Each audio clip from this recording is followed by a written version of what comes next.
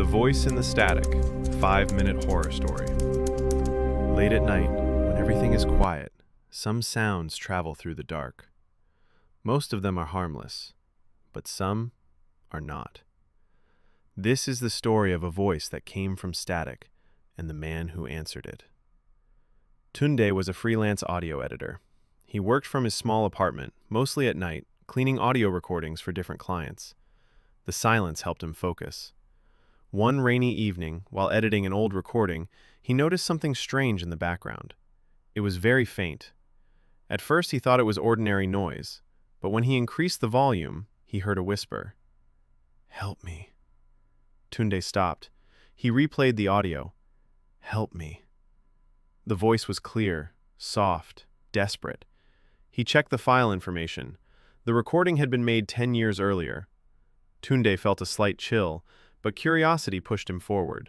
He opened more old recordings and began filtering the background noise. Then he noticed something terrifying.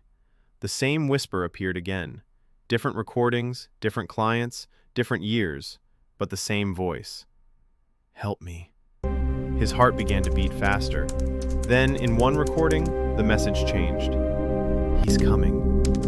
Suddenly, loud static burst from his speakers, and his computer screen went black. The room fell silent. A few seconds later, the computer restarted. Everything looked normal, except for one thing. A new file had appeared on his desktop. "Play me." Tunde frowned. He was certain he had not created that file. Slowly, he clicked it. At first, there was only static. Then a voice spoke. "Tunde." He froze. The voice knew his name. "You can hear me." At that exact moment, his television turned on by itself. Static filled the screen. His phone began to hiss. The speakers vibrated.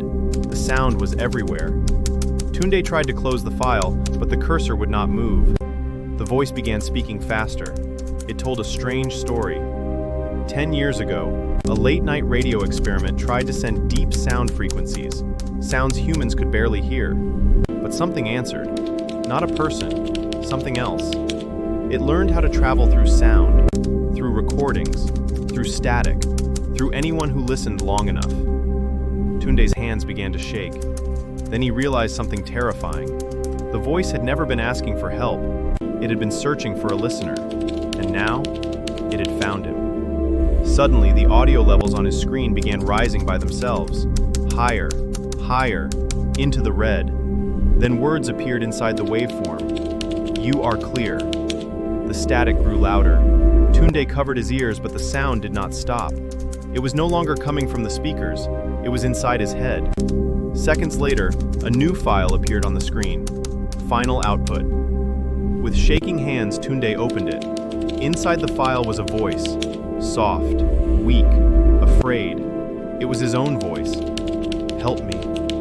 The next morning, Tunde's apartment was completely silent. His computer was still on. The file remained. Final output. No one knows what truly happened that night. But sometimes, late at night, people say they hear faint whispers hidden inside old recordings. So if you ever hear static in your speakers, do not increase the volume.